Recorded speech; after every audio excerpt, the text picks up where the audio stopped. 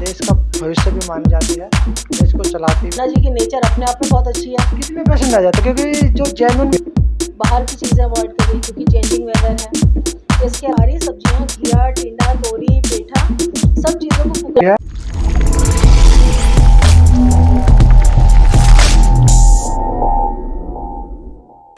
नमस्कार, मैं Vijay Kumar Punia VKP time news से आप लोगों का हमारे चैनल पर स्वागत है।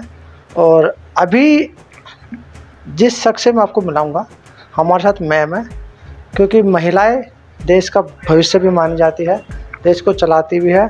और सबसे बड़ी बात है, जो इस महिला से मैं आपकी बात करूंगा, ma'am doctor Savita Dhawan ma'am है, जो कि एक डॉक्टर है और एमडी जनरल फिजिशियन। डॉक्टर का रोल हमारे देश के अंदर क्या पूरी दुनिया के अंदर सबसे महत्व रखता है, क्योंकि वो आपकी सुरक्षा करते हैं, आपके जीवन को सुरक्षित करते हैं दवाइयों के माध्यम से और एडवाइस के माध्यम से कि आपको कैसे रहना है, कितने तरह से। अगर आप स्वस्थ रहोगे तो आप आगे बढ़ सकते हो, भविष्य में कुछ भी काम कर सकते हो। अगर आप स्वस्थ नहीं हो, मेंटली तौर पर फिजिकली तौर पर स्वस्थ नहीं हो, तो आपको दिक्कत है, अगर आपको कुछ भी अच्छा नहीं लगा। तो मैम से बात करेंगे, जानेंगे कि मैडम ने किस तरह से इस मुकाम तक पहुँची है, क्योंकि डॉक्टर एक ऐसा लेवल आ जाता है जो बहुत बड़ा मुकाम माना जाता है। तो किस ऐसे मुकाम तक बहुत ही कम लोग पहुँचते हैं, और किस तरह से पहुँचते हैं जानते, पूरी जानकारी लेते हैं। मैम से थोड़ा परिचय दीजिए सबसे पहले तो अपना। नमस्कार जी, मैं डॉक्टर सविता धवन अभी फ़िलहाल मैं हेल्थ सेंटर पे काम कर रही हूँ। क्वालिफ़िकेशन मेरी एमडी जनरल फिजिशियन है।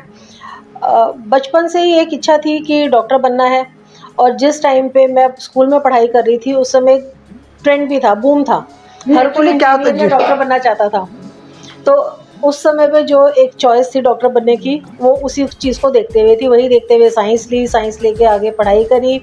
पढ़ाई करने के बाद मैं रशिया गई, रशिया से मैंने अपनी एमडी की डिग्री ली, फिर वापस आकर यहाँ पर काम करना शुरू किया।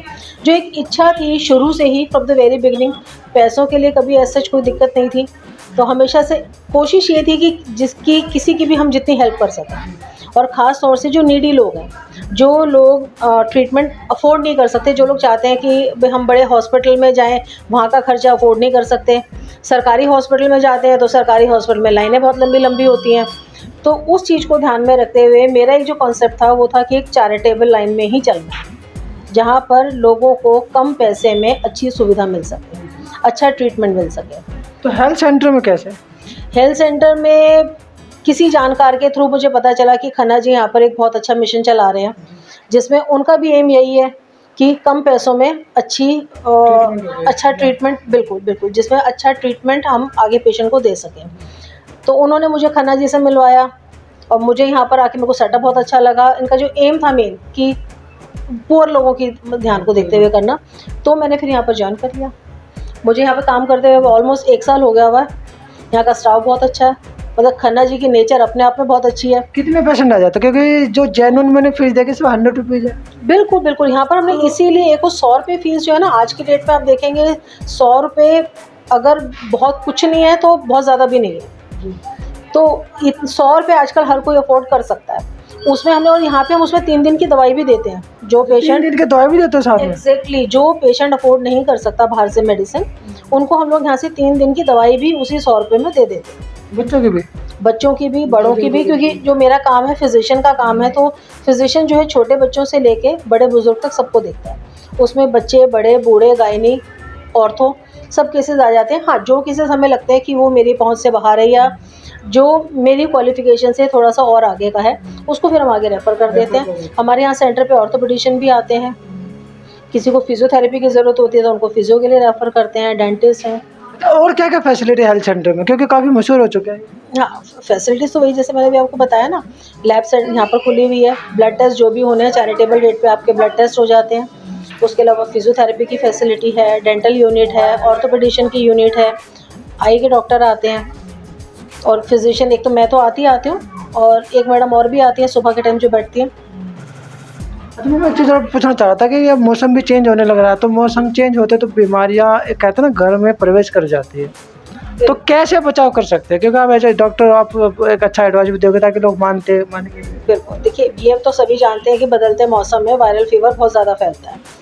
तो इसमें जो सबसे पहले और ज़रूरी चीज़ है ध्यान रखने की, वो ये है कि आप अपने खान पीन का ध्यान रखिए। बहुत ज़्यादा ठंडा गर्म ना खाइए, बाहर की चीज़ें अवॉइड करिए क्योंकि चेंजिंग वेदर है। इसके अलावा आप कपड़े ठीक से पहनिए क्योंकि इन दिनों पे मच्छर बहुत होता है, तो फुल कवर्ड आपके कपड़े होने चाहिए। मेन है कि जैसे बच्चे लोग इन दिनों बाहर निकलते हैं, आइसक्रीम खा लो, कुल्फ़ी खा लो, गोलगप्पे खा लो, वो चीज़ें अवॉइड करिए। कभी-कभार के लिए चलता है बट लेकिन डेली बेसिस पे ये चीज़ें नहीं होनी चाहिए। अब पॉल्यूशन का भी टाइम आ रहा है। पॉल्यूशन का टाइम आ रहा है, उसके लिए तो कोविड ने सबको एक देन दे दिया मास्क की। तो मास्क तो ज़रूर लगाना है, बट अब सरकार भी हमारी कोशिश कर रही है कि पॉल्यूशन कम से कम हो। पर फिर भी अगर आप जब भी बाहर जाते हैं और अगर आपकी बॉडी में एलर्जी की टेंडेंसी है, कुछ लोग होते हैं जिन्हें कुछ भी नहीं होता, बहुत से लोग ऐसे होते हैं थोड़ी सी चीज़ में छींक आ जाती है। तो कोशिश करिए कि मास्क लगा के बाहर जाइए। एक डिस्टेंस तो मेंटेन करके रखना ही है क्योंकि अगर एक को वायरल है, ज़्यादा क्लोज कॉन्टैक्ट में आएंगे तो दूसरों को भी वायरल हो जाएगा। अच्छा, हम लोग खाने पीने में भी क्या खाना चाहिए? खाने पीने में आप जितना हेल्दी खाएंगे उतना अच्छा रहेगा। मेन है कि आप सिट्रस फ्रूट्स खाइए।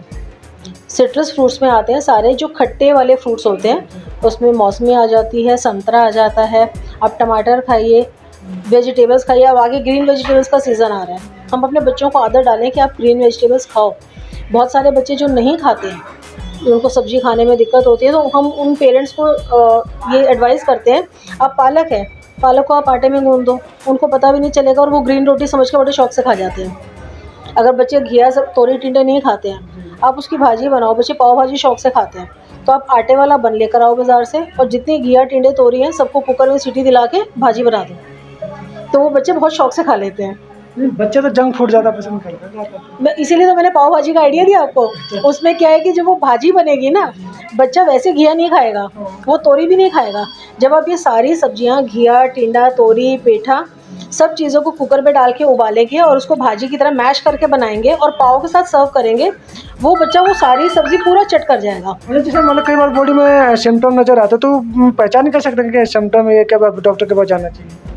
ऐसे मौसम के बदलते मौसम में। देखिए, बदलते मौसम में सबसे पहला सिम्पटम यही होता है कि आपको फीवरिश फील होने लग जाता है, या आपको हेडेक हो रहा है, या आपको यूजुअल सॉरी या आपको यूजुअल से ज़्यादा स्नीजिंग हो रही है।